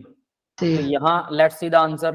तो देखो भाई bond energy of reactant minus bond energy of product होता है, जनरली हम प्रोडक्ट माइनस रिएक्टेंट करते हैं, लेकिन यहाँ पर जब बॉन्ड एंथैल्पीज की बात आती है तो रिएक्टेंट माइनस प्रोडक्ट करोगे। अब देखो 4 से मल्टीप्लाई क्यों किया, क्योंकि CH बॉन्ड टोटल 4 है, 2 ये रहे, ये समझ में आ गया।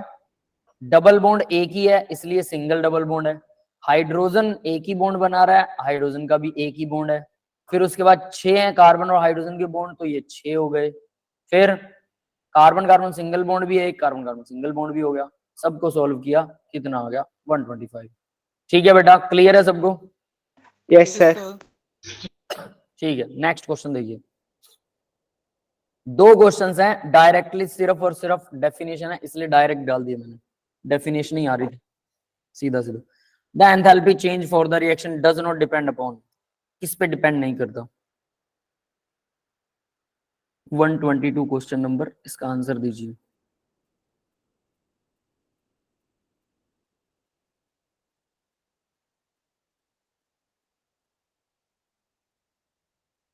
सर ऑप्शन सी पहले वाले का। बाकी स्टूडेंट भाई, ये ठंड लग रही है यार फिर से,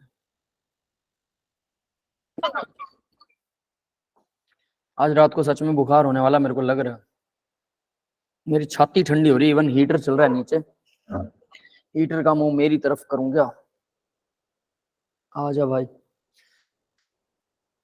हाँ भाई, बाकी स्टूडेंट किसी का है क्या, कोई जवाब नहीं देना चाहता, अरे कुछ नहीं होता, कुछ गलत मलत कुछ देना चाहो दे दो फटाफट। Option B.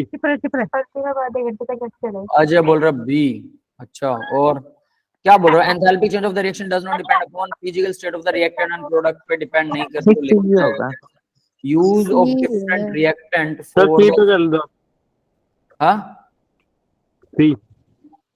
सी, ठीक है। Nature of intermediate reaction steps, intermediate में रिएक्शन के स्टेप में जो इंटरमीडिएट का उसका नेचर जो हाँ होता है सर, रेट डिटरमिनेंट स्टेप को थोड़ी वो गिनेगा सर। हाँ, इंटरमीडिएट का क्या लेना देना है, फाइनल इनिशियल और फाइनल स्टेप पे डिपेंड करती है यार वो, difference in initial and final temperature in the involved substances, इस पर भी डिपेंड करती है, इनिशियल और फाइनल टेम्परेचर पे डिपेंड करती है, एंथैल्पी बिल्कुल करती है, और use of different reactant of the same product, reactant अलग अलग यूज कर रहे हो लेकिन प्रोडक्ट सेम मिल रहा है तब भी एंथैल्पी बदल जाएगी ना। Yes sir. तो ऑब्वियस इस पे भी डिपेंड करती है, फिजिकल स्टेट ऑफ रिएक्टेंट और प्रोडक्ट अगर लिक्विड में ले रहे हो या वही रिएक्टेंट करती है सर, करती है, ये सर करेगी, बट नेचर इंटरमीडिएट जो बन रहा है उससे कोई फर्क नहीं, इनिशियल और फाइनल स्टेप है, तो C is the right option. Yes, clear है सबको, यस सर। थोड़ा रीजनिंग किया करो बेटा अपने आप से।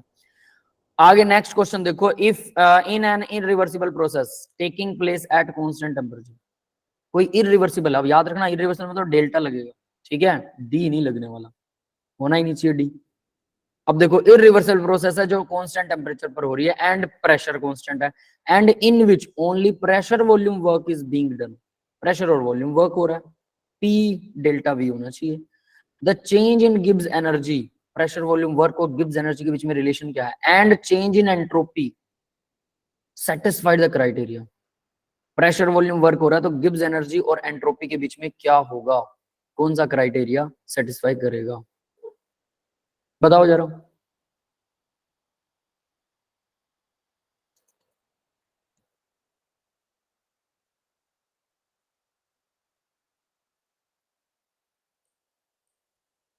कुछ आ रहा है आंसर इसका, बी, सेइंग बी, कैसे निकाला है ये जरा जरूर बताइए, चाहे बी हो, चाहे ए हो, चाहे सी हो, चाहे डी हो। आंसर कैसे निकाला है, कोई डिफाइन कर सकता है आंसर कैसे निकला है? सर अभी तो निकाल ही रहे हैं। चलो सॉल्व करो, कोई बात नहीं।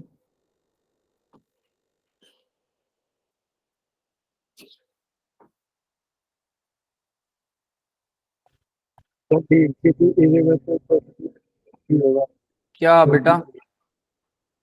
तो पॉजिटिव है। मुझे आपकी आवाज साफ नहीं सुनाई दे रही अजय। समझ नहीं। किसी को साफ आवाज आ रही है क्या अजय की? नो नहीं No, सर। sir. समथिंग गड़बड़ है। ये ना मेरे को यकीन है कि प्रणव ने ना अपने माइक वाली प्रॉब्लम आपको भेज दी। यस ऐसे सर, हुआ? अभी अभी भेजी है। शुरू में उसका चल ही नहीं रहा था, उसने जादू टोना कर दिया कोई, है ना, वो आपके पास आ गया। सर 3-4 डिवाइस बदले तब जाके चलिए। क्या प्रॉब्लम थी, इसको चेक करना दोबारा से, ठीक है? सर कहीं इनकी वो माइक्रोफोन तो खराब नहीं है? नहीं, कई बार रीस्टार्ट से भी कई बार वो लेफ्ट राइट हो जाता है, ऑप्शंस हैंग हो जाती है चीजें कई बार। सर मेरी तो लीड ही खराब हो जाती है हर बार। मेरे पास भी एक लीड है, उस लीड को लगा के माइक में बोलो आवाज ही नहीं आती, और नॉर्मल बोलो तो आती है, लेकिन उस लीड को अगर दूसरे किसी फोन में लगा दो फिर उसका माइक सही काम करता है। सर एक बार उस लीड से भी आवाज आती है, अगर कॉल स्टार्ट है ना और तब लगाओ ज्वाइन समझ गए। होते वक्त तब आती है।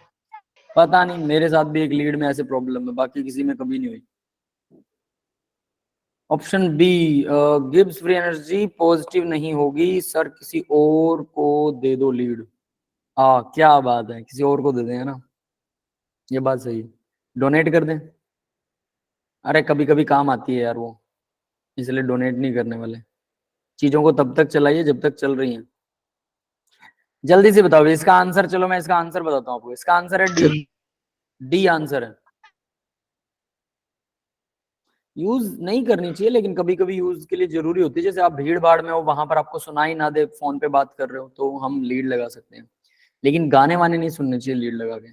और वैसे भी फोन भी मत रिसीव करो जनरली, क्योंकि अगर आसपास भीड़ में हमें पता नहीं लगता कौन क्या बोल रहा है, वो एक डेंजरस सिचुएशन हो सकती है। When you are with someone, आप किसी के साथ हैं, तो उसके ऊपर जिम्मेदारी डाल के फिर, जैसे घर में है, घर में भी लीड यूज करते हैं और आप कुछ सुन रहे हैं, बात कर रहे हैं, और उधर से फैमिली में कोई नीचे आया हो, कोई बात हो, आपको पता ही नहीं लगेगा, तो ये खतरनाक हो सकता है ना।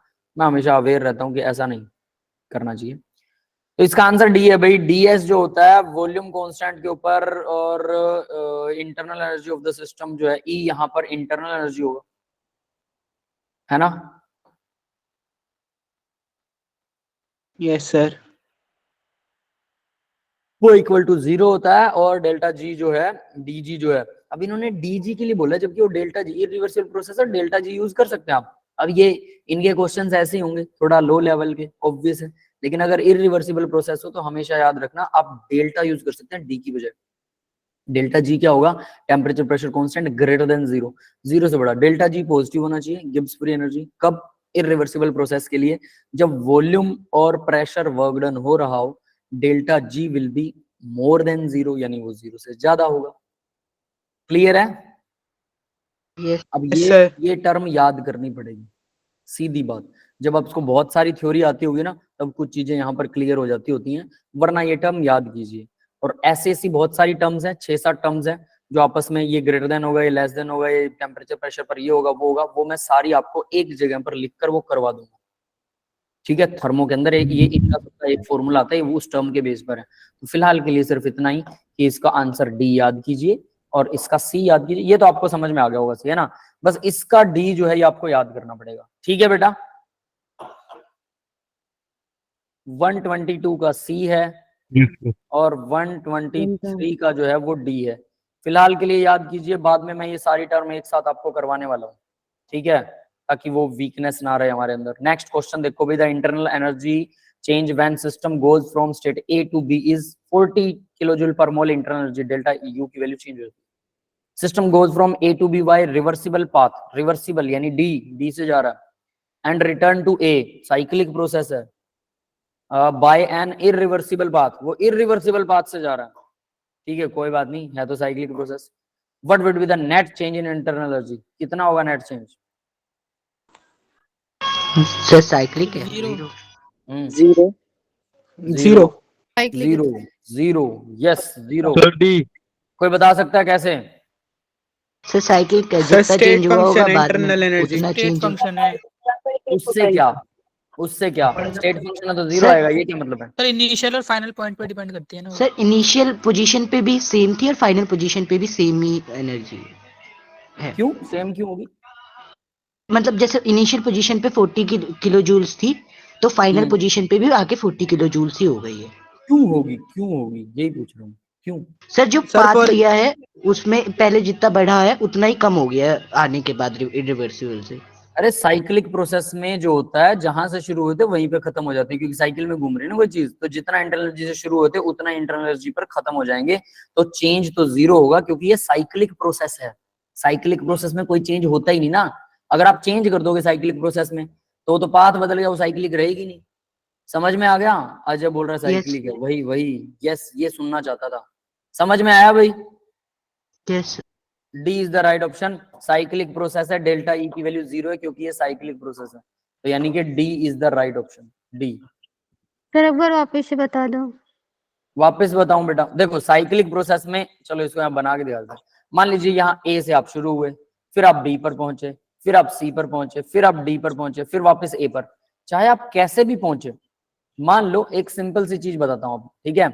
आपने क्या लिया, यहाँ पर आपने एक आलू लिया, ठीक है? आलू का आपने काट दिया, आलू को काटने के बाद उसको उबाल लिया, उबालने के बाद उसको ठंडा कर लिया, ठंडा करने के बाद आपने कोई ऐसा जादू किया, आलू फिर से वही वाला आलू बन गया। कुछ भी किया, रिवर्सिबल किया चाहे इरिवर्सिबल, लेकिन आलू फिर से आलू बन गया।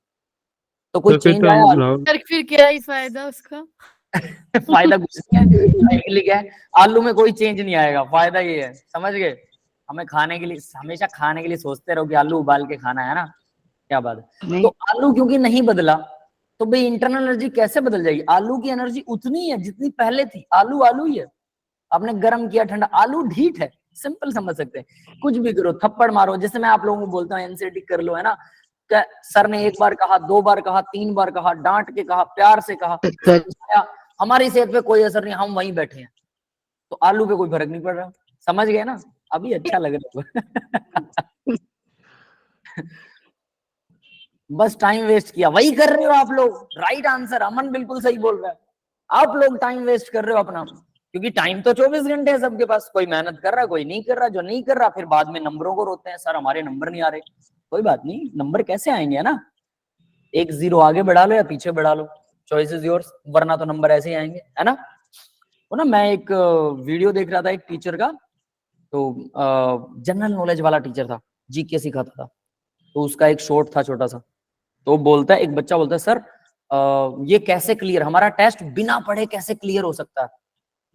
तो टीचर ने बोला बिना पढ़े? कहता दो मेथड बताता हूँ बिना पढ़े कैसे क्लियर हो सकता है। कहता एक तो नींद की दवाई लो और अच्छी नींद लो और सपने में क्लियर कर लो, है ना? ये एक तरीका, और दूसरा, और उसने बताया था, पता नहीं क्या बताया था, कि ऐसे भी क्लियर हो सकता है। हाँ, उसने लिखा कि देखो दूसरा तरीका है कि लिख दो क्लियर, CLEAR, क्लियर, और फिर कहते ये लो, हो गया क्लियर, है ना? हो गया साहब, मैंने भी कर दिया क्लियर। कहते यही दो तरीके, तीसरा कोई तरीका नहीं। समझ गए? तो वैसे ही आप लोग कर रहे हो। ये जो टाइम वेस्ट लिखा है ना, ये बिल्कुल सही वर्ड है, कि हम साइक्लिक प्रोसेस में हैं, हमें कोई कुछ भी कहे, हम कुछ चेंज कर ही नहीं रहे। अगर हम न्यूमेरिकल नहीं लगा रहे, बार बार उसको प्रैक्टिस नहीं कर रहे, तो हम साइक्लिक प्रोसेस में। और ये साइक्लिक प्रोसेस वो है, वो स्लो पॉइजन वाली साइक्लिक प्रोसेस। इसमें आलू फिर भी घटता घटते घटते सड़ जाएगा, आलू वैसा नहीं रहेगा, उबल के खाने लायक नहीं बनेगा, बल्कि सड़ जाएगा धीरे धीरे। तो आप लोगों को जितना आता है उससे भी घट जाएगा अगर नहीं करोगे। ये वो वाली प्रोसेस है, साइक्लिक नहीं है, बट रिवर्सिबल है, वापस चली जाती है इनिशियल स्टेज में, फिर ब्रह्मांड में खत्म हो जाएगा, आलू ब्रह्मांड में फैल जाएगा। समझ गए? एक दिन हम भी यूनिवर्स में मिल जाएंगे, हमारा एक एक एलिमेंट सब खत्म, लोग हमें जला देंगे या दबा देंगे। दबने के बाद भी धरती में हम खत्म है, जलाने के बाद भी खत्म है, आनी जानी कुछ है नहीं, है ना? समझ में आ रहा है? Yes sir. चलो, इससे एक इंटरेस्टिंग फैक्ट मुझे याद आया। मैं आप लोगों को, जनरली हम लोग बोलते हैं जैसे मुस्लिम धर्म में चीजों को दबाया जाता है लोगों को, और हिंदू धर्म के अंदर उनको जलाया जाता है। दोनों का साइंटिफिक रीजन बताता हूँ, ठीक है? देखिए जो मुस्लिम धर्म था वो कहां से शुरू हुआ था? अरब की कंट्री से। बहुत ज्यादा गर्मी होती थी, सिर्फ रेत ही रेत था, लकड़ी देखने को नहीं मिलती थी, तो इंसान को कैसे जलाया जाए? पॉसिबल ही नहीं है। तो रेत में दबा देते थे, और रेत के टीले आपको पता है, जब रेगिस्तान के अंदर हर रोज नए टीले बनते हैं, पुराने टीले खत्म हो जाते हैं, पता ही नहीं लगता बंदा कहाँ दबाया है। समझ में आया? ये बात समझ में आई? यानी कि Yes, जहां sir. इंसान को दबाया गया था वो जगह खत्म हो गई, वो अब नहीं है। ठीक है, तो यानी उस जगह से कोई मोह नहीं रहेगा, आपको पता ही नहीं लगेगा कि हमने अपने पूर्वजों को कहाँ दबाया था, क्योंकि वो जगह, वो टीले बदल जाते हैं। पर बाद में थोड़ा सा हमारे पास पैसे आए, हम लोग घमंडी हो गए, तो हमने क्या किया, हम अपने पापा के लिए अलग से जगह, दादा के लिए अलग से जगह बनाते हैं, और उस जगह को वेस्ट करते हैं हमेशा के लिए, रेगिस्तान बनाए गए, है ना। और वो जगह लगातार फैलती जा रही है। ये धर्म में नहीं लिखा हुआ कि आपको एक पर्टिकुलर जगह पर पत्थर, संगमरमर के पत्थर से नाम लिखवाते हैं, हर साल उसके पास जाते हैं। ये तो सिकनेस हो गई ना, कि हम अपने पूर्वजों के लिए सिकनेस बना रहे हैं ना, कि उनकी चीजों को हम हमेशा फॉलो रखना चाहते हैं। तो फिर हमने उनको दबाया क्यों? अपने पास ही रख लेते उस लाश को मम्मी बनाकर। पर हम वो नहीं रखेंगे क्योंकि उसमें से तो स्मेल आएगी। कितनी हिपोक्रेसी इंसान की। फिर यहाँ इंडियन लोग जो भारतीय हैं, भारत में लोगों को जलाया क्यों जाता है? उसका कारण, यहाँ हमारे पास बहुत हरे भरे पेड़ थे, ठीक है, पेड़ बहुत हैं, ऑब्वियस है। तो अगर हम जला देते हैं, उसका कुछ बचेगा ही नहीं उस इंसान का। और शमशान घाट छोटा सा होता है, जगह बच जाएगी, यानी कि इंसान के वहां वो दोबारा उसके पास जाके आप वहां रोगे नहीं कि शमशान घाट में यहाँ मैंने इस जगह पर मेरे फादर को या मदर को या दादा दादी को जलाया था। समझ में आया? तो यानी इसका मतलब क्या है कि हम उससे मोह नहीं रखना चाहते, वो पंच तत्व में विलीन हो जाना चाहिए। जो शरीर था उससे मोह मत रखिए। ना हिंदू धर्म में ऐसा है, ना मुस्लिम धर्म में ऐसा है। लेकिन हमने साइको बना के आजकल तो फोटो टांग के और फोटो के ऊपर हार वार चढ़ा के रखते हैं हम लोग, हमारे पेरेंट्स की याददाश्त के लिए। चलो अच्छा है, जितना करो, लेकिन सिकनेस मत बनाइए कि हम अपने धर्म के हिसाब से काम करेंगे। वो कंडीशनल था, उन टाइम पर वैसी कंडीशंस थी, इसलिए वहां दफनाया जाने लगा और यहाँ पर जलाया जाने लगा। अगर कंडीशन बदल जाए, लावारिश लाश को आज भी बिजली के कुछ सिस्टम के अंदर डाल के जला दिया जाता है, पता है ना? Yes sir. तो वैसा कुछ भी होता है। तो याद रखिए, हर धर्म के लॉजिक्स ना पीछे से कहीं जड़ों से जुड़े होते हैं, तो वो जड़ें ढूंढिए, तब आपको सच्चाई पता लगेगी। एवरीथिंग इज कंडीशनल, हम कंडीशनों के हिसाब से काम करते हैं। 125 क्वेश्चन नंबर देखिए। आइडियल गैस एक्सपेंड करती है volume from this to this at 300 kelvin against the constant pressure. Pressure constant है, वॉल्यूम बढ़ रहा है, प्रेशर कांस्टेंट है, वर्क डन बताओ। इतना आसान क्वेश्चन। पॉजिटिव हुआ है नेगेटिव, पहले तो मेरे को ये बता दो। सर नेगेटिव होगा, बाय द गैस है ना। हमें मिल रहा है, ठीक है। अब आंसर निकालो।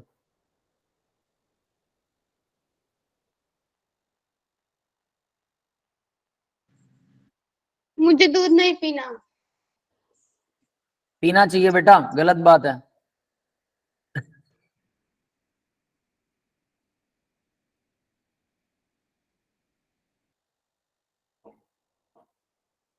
एकता को दूध नहीं पीना है ना, अच्छी बात नहीं है। मैंने एक दिन दूध के बारे में बताया था, लगाया था लेक्चर, क्या वो अमाइंस वाला, याद है सर, याद है। है ना? तो सबको दूध पीना, उसमें जो प्रोटीन मिलेगा वो कहीं नहीं मिलेगा दोबारा, ये याद रख लेना। बट फिर भी साइंस जानने के बाद तो माइंड चेंज कर लो यार, कुछ तो हमारे सर बी। कौन सा आंसर है? बी है sir. B sir. B answer है। कितना आता है बी में? -900। ठीक है भाई, सबने निकाल लिया क्या? Yes sir. आज मन नहीं है पीने, कोई बात नहीं बेटा, मैं मजाक ही कर रहा हूँ। लेकिन देखिए, पीना चाहिए अगर कोशिश हो, ठीक हो, हेल्थ ठीक है तो पीना चाहिए, है ना। आज मेरी हेल्थ ठीक नहीं है, मेरा मन नहीं है, खाना खाने का भी मन नहीं है, उल्टी सी आ रही थी दोपहर को मुझे, और अभी भी मेरा मतलब सिर ऐसे घूम रहा है अंदर से, जैसे बुखार में होता है ना, हैवी हैवी हो जाता है सिर, वैसे मेरे को लग रहा है। मैं रात को गोली लेके सोऊंगा, ठीक रहा तो कल जरूर मिलेंगे, है ना। ठीक है, चलो देखते हैं इसका आंसर। ठीक है भाई, -9 से पी डेल्टा वी होता है, तो P delta we, P pressure constant है, जितना भी उतना सही रहेगा। और डेल्टा वी V2 - V1 बस कैलकुलेशन है, सीधा सीधा 900 आ जाएगा जूल में। ठीक है, क्लियर है बेटा सबको? Yes sir. Yes, sir. ठीक है, अगला क्वेश्चन देखो।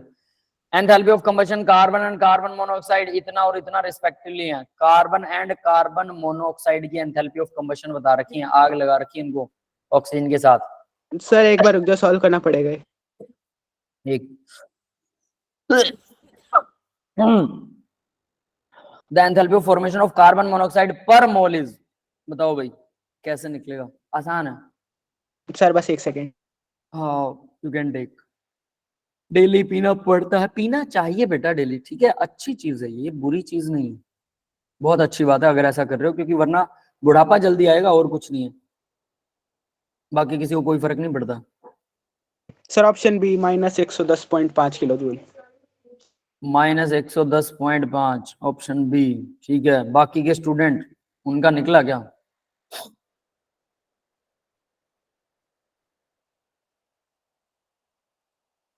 बाकी किसी ने सॉल्व किया बेटा? साइन का डिफरेंस आ रहा है। डिफरेंस आ रहा है, माइनस की जगह प्लस आ रहा है। Yes sir. जोड़ तोड़ में गड़बड़ करी होगी और तो कुछ नहीं सर सही आ रहा है, सही आ रहा है। -393 से आ जाएगा, सही आ रहा है, ठीक है, कोई बात नहीं, और ट्राई करते रहो, अभी आंसर दिखा देता हूँ, कोई दिक्कत नहीं। नेक्स्ट भाई कोई और है?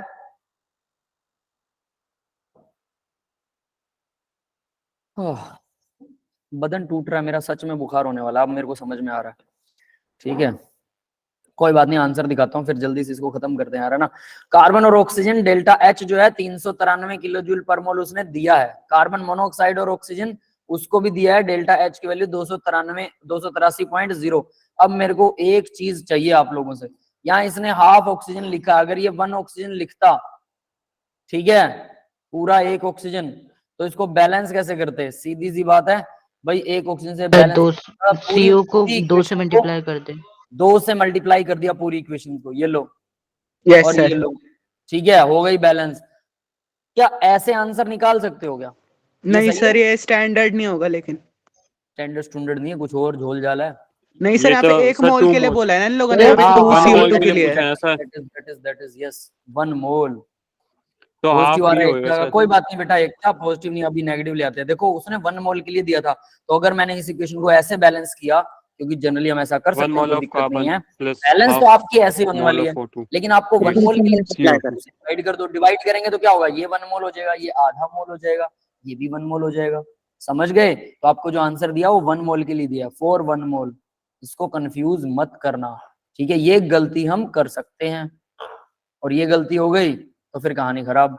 अब देखो 1 और 2 क्या जोड़ें क्या घटाएं, हमें क्या चाहिए था, कार्बन और ऑक्सीजन का 1 मोल के लिए कार्बन मोनोऑक्साइड बनाना था, ये बोला था उसने, तो कार्बन मोनोऑक्साइड बनाना है, इस इक्वेशन को पलट दो, इसको पलट देंगे, अब आपका साइन सही हो जाएगा, सुन रहे हो सब मेरी? Yes sir.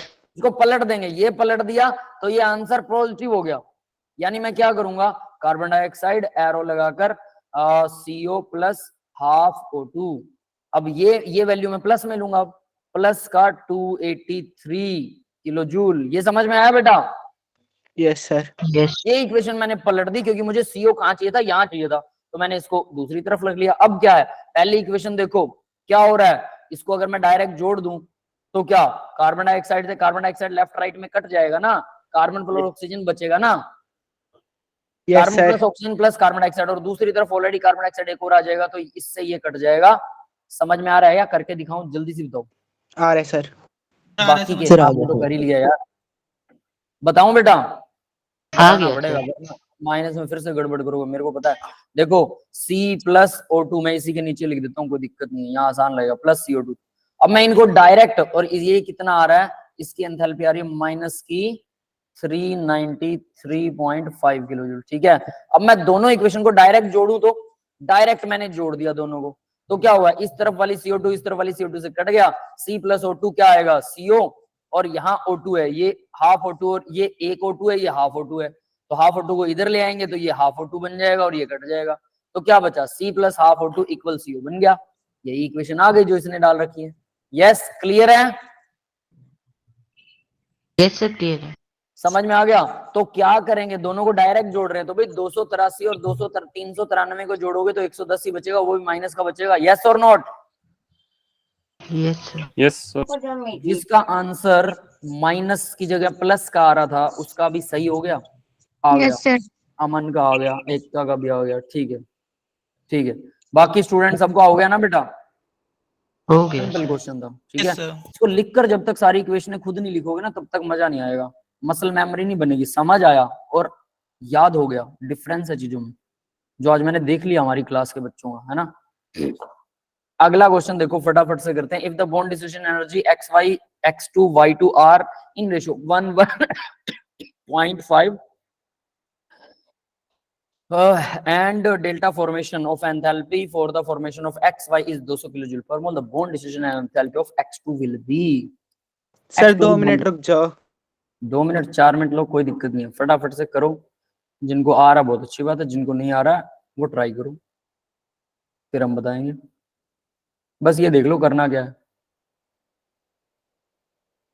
आंखें जल रही हैं मेरी, खांसी आ रही है, ठंड लग रही है, तो पक्के तौर पर ठंड लग गई भाई। अभी क्लास खत्म करते हैं, मैं दवाई लेने वाला हूँ। पहले तो कितने क्वेश्चन रह गए देखूं क्या, कितने थे यार याद ही नहीं है। चलो देखता हूँ।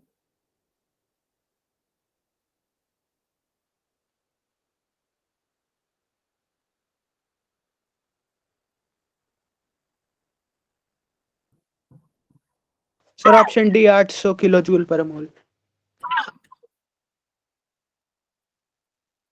ऑप्शन डी आ रहा है 800 किलो जूल पर मोल। बाकी स्टूडेंट किसी ने किया बेटा सोल्व? कैसे सोल्व किया प्रणव बेटा बताओगे?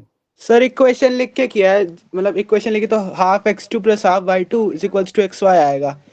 तो सर वहाँ पे x/2 एनर्जी, मतलब मैंने x ले ली जनरली, तो x2 के लिए x पर मोल थी, तो टोटल एनर्जी x/2 हो जाएगी x2 के लिए, और y2 के लिए x/2 पर मोल थी, तो हाफ मोल के लिए x/4 हो जाएगी। तो सर ये टोटल 3x ये x हमें समझ नहीं आया, ये x किस लिए लिया आपने? सर Define- x मैंने लेट कर दिया क्योंकि रेशियो दे रखी है ना वहाँ पे। तो x को करने से क्या होगा यार, रेशो को सीधा x से मल्टीप्लाई कर दो, सीधी टोटल आ गई, बात ही खत्म। मान लो कि कोई x हाँ सर वैल्यू वो है भी कर ना, सकते हैं। वही तो बताना था। ठीक है, समझ आया भी मैंने क्या कहा? देखो कुछ नहीं है, जो प्रणव ने किया सही है कि मान लो इन्होंने रेशो दे रखा 1 रेशो का, तो मैं मानता हूं उस रेशो को x से डिवाइड किया हुआ था, तो x को मल्टीप्लाई कर दो 1 से, ये रेशो की जगह एग्जैक्ट वैल्यू आ जाएगी। फिर से x को मल्टीप्लाई कर दो 1 से, ये एग्जैक्ट वैल्यू आ गई। और फिर 1.5 को नहीं 0.5 है ना, x को मल्टीप्लाई कर दो 0.5 से, तो ये एग्जैक्ट वैल्यूज है। मतलब वैल्यूज क्या है, x है एक वैल्यू, दूसरी वैल्यू भी x है, और तीसरी वैल्यू क्या है 0.5x है। ये एग्जैक्ट वैल्यूज आ गई, ये समझ में आ गया? Yes sir. हमने मान लिया कि x से सबको डिवाइड किया गया। अब मैं इसका रेशो निकालूंगा तो रेशो कितना निकलेगा, 1:1:0.5। x यानी एक ऐसा डिविजिबल था जो सबसे डिवाइड हो गया। अब मेरे पास एग्जैक्ट वैल्यू आ गई किसकी, xy की वैल्यू x है, x2 की वैल्यू x है, y2 की वैल्यू 0.5x है। ठीक है, ये हमारे पास बॉन्ड डिस्ट्रीब्यूशन एंथैल्पी आ गई। अब उसने एक दे रखी थी, enthalpy of formation of xy की फॉर्मेशन की एंथैल्पी दे रखी है। फॉर्मेशन की एंथैल्पी को उल्टा करेंगे तो डिस्ट्रीब्यूशन की एंथैल्पी आ जाएगी। आ गया पर मोल के Yes, लिए। sir. अब इक्वेशन लिखो और सॉल्व कर लो, बस बात खत्म। तो चलो आंसर देखते हैं, है ना। देखो भाई यहाँ पर x2 और y2 फॉर्मेशन की 200 किलो जूल ले रखी है, इसने आधा आधा लिया। आधा किस लिए, क्योंकि 1 मोल के लिए था, वरना ये 2 मोल, ये 2 मोल, और यहाँ पर हमें 2 लगाना पड़ता। अब सबको 2 से डिवाइड कर दिया तो ये 1 आ गया और ये हाफ हाफ आ गया। ये उसने गिवन है, ठीक है, कोई दिक्कत नहीं है। अब देखो यहाँ क्या किया, enthalpy of x2 half, enthalpy of y2 minus enthalpy of xy। तो इन दोनों की एंथैल्पी x2 और y2 की, रिएक्टेंट माइनस प्रोडक्ट की एंथैल्पी क्या आएगा, sum of bond enthalpy of reaction आ जाएगा। Yes clear sir. है? तो ये इक्वल टू 200 है, ये हमें पता ही है, तो इक्वल टू 200 कर दिया इसको, इसमें x की वैल्यू निकाल लिया, x की वैल्यू आ गई तो बाकी सब कुछ तो आ ही गया, खत्म। Yes sir. समझ में आ गया सबको? Yes everyone, Yes. क्लियर है कैसे हुआ क्वेश्चन, है ना।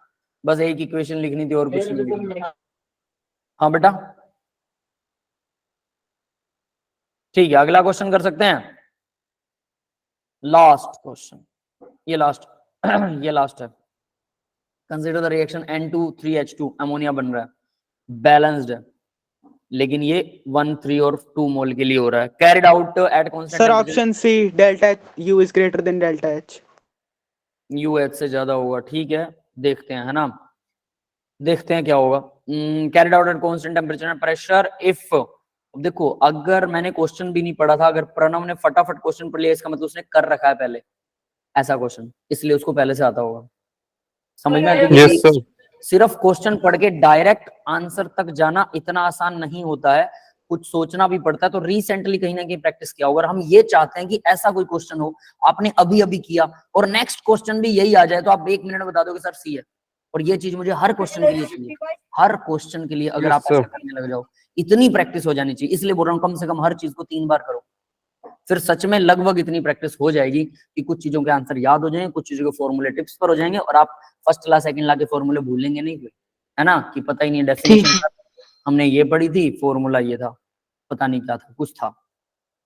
कंसीडर द रिएक्शन N2H3 तो carried out the constant temperature pressure के ऊपर एंथैल्पी और delta U, delta H and delta U are the enthalpy and internal energy changes for the reaction which of the following expression is true. कौन सा true है? तो भाई इनमें कौन सा ट्रू होगा बताओ जरा। सी होगा, वर्क डन जुड़ जाता क्यों क्यों क्यों? सर। सर, डेल्टा क्योंकि यू बराबर डेल्टा एच प्लस डब्ल्यू होता है ना, डब्ल्यू जुड़ जाता है। सर वहाँ पे delta H is equal to delta U plus n g R T होता है ना, इसमें n-2 आ रहा है, तो इसलिए कुछ और ही बता रहा है। Delta U equal H plus W। Yes sir. H plus W, what are you saying? Sir delta H plus W. Delta H लगा लो प्लस W, ये क्या चीज है भाई? WP delta V। सर नहीं, वर्क डन है ना, तो एनजीआरटी से वो मतलब निकल जाता है, वर्क डन को। ठीक है, NGRT यहाँ लगा दिया। क्या इक्वेशन सही है क्या? कितने बच्चे इस इक्वेशन को सही मानते हैं? Delta H equal delta U plus NGRT, ये सही है, ये सही है, बताओ भाई। सर नीचे वाली सही है। तो प्रणव नीचे वाली सर। बेटा आज नींदों में हो गया? सॉरी दिमाग मेरा कम चल रहा है यार, लेकिन बता आप गलत रहे हो, क्या चक्कर है? सर, पता नहीं, मैं अच्छे से नहीं रखा है ना, डेफिनेशन ही पता नहीं, भूला भूला। जैसे मेरे को समझ में आ रहा है कि इसको थर्मो नहीं आती यस है सर। ना, फिजिक्स वाली भी नहीं आती, ये भी समझ में आ गया सर आपने तो काफी राज खोल दिए। जिसको केमिस्ट्री की अच्छे से आती है उसको फिजिक्स की बहुत कुछ आता होगा, 50% से ज्यादा कवर करेगा। जिसको फिजिक्स की अच्छे से आती है तो केमिस्ट्री की अच्छे से आती होगी। यहाँ दोनों ही साफ हो रहा है ना। नहीं सर। ध्यान से कर लो, ध्यान से कर लो। अब नहीं नहीं मेरे को नहीं सुनना, ठीक है? ठीक है सर। दोबारा से प्रैक्टिस करनी पड़ेगी और ज्यादा प्रैक्टिस करनी पड़ेगी, समझ में आया? इस पे टाइम Okay, लगेगा, मैं नहीं कह रहा कि नहीं लगेगा। 10 दिन लिटिल लिटिल लगाने का, little little question daily 5-7 question solve करो, 10 दिन तक करते रहो, 50-60 क्वेश्चन 70 क्वेश्चन सॉल्व कर लो, मजा आ जाएगा। थर्मो कंप्लीट, बात खत्म, है ना? Okay, sir. 10-10 क्वेश्चन कर रहे हो तो 10 दिन में 70 हो जाएंगे बहुत आसानी से, ठीक है? 10 दिन टाइम भी तो नहीं है पर। सो हो जाएंगे, है ना? तो लेकिन अभी तो क्लास है ही नहीं, कुछ और भी करते रहिए ना, 8 वाली। ऐसा नहीं है। उसके अलावा कुछ और भी करते रहिए, जो रेगुलर वर्क कर रहे हैं वो करिए, लेकिन थर्मो को डेली लगाइए, उसको छोड़ो मत। रेगुलर वर्क तो करना ही है, एक्स्ट्रा टाइम थर्मो को दो, ऐसे कह रहा हूँ। तो यहाँ पर भाई अब देखो एनजीआरटी की वैल्यू निकाल लो। डेल्टा एनजीआरटी कितना है यहाँ पे? आरटी तो वही रहेगा, -2 -2। तो यहाँ पर यहाँ कुछ माइनस हो जाएगा, आरटी यू में से माइनस हो जाएगा, इसका मतलब एच क्या है? एच यू से छोटा है, तो यू बड़ा है, तो C will be the right option. Yes, clear है? Yes sir. बस यही करना था और कुछ नहीं करना। क्या हो गया? That's all for the today's lecture guys. तो बेटा आज के लेक्चर में इतना है। डीपीपी वर्कशीट वगैरह दे रखी है, एनसीईआरटी क्वेश्चंस दे रखे हैं, वो सारे आपको सॉल्व करने हैं, ठीक है? और अब मैं रिकॉर्डिंग ऑफ कर रहा हूँ, किसी को डाउट है तो पूछ लो। सर मेरा वाला डाउट है बता